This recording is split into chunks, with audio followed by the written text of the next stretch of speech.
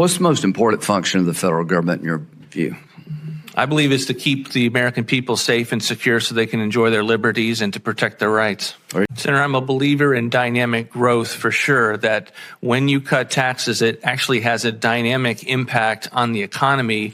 And we see that with revenues continuing to go up after all of the tax cuts that we've seen in history, 1920s, 1960s, 1980s, both of the Bush tax cuts and including the Trump tax cuts. We've seen a dynamic impact on the economy.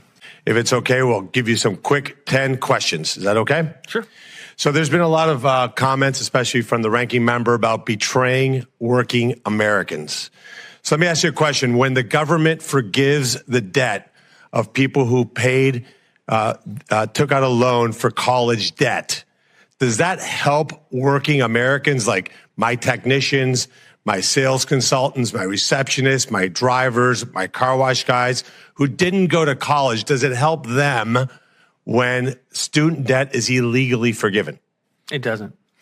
When you have insane government spending that unleashes generationally high inflation, that makes going to Taco Bell a luxury, does that help working class Americans? It doesn't.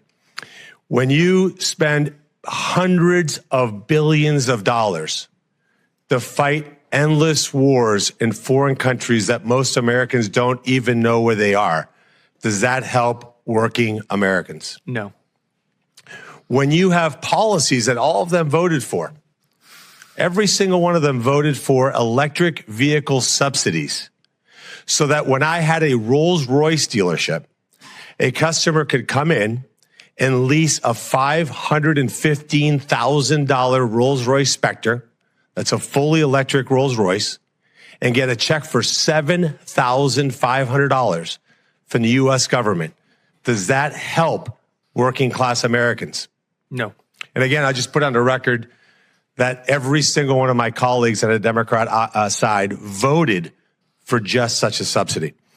When you house illegals in this country, people who are not invited here like I was, like my family was, when you house them in luxury hotels at a cost of $6,000 per month per room, does that help working class Americans? No.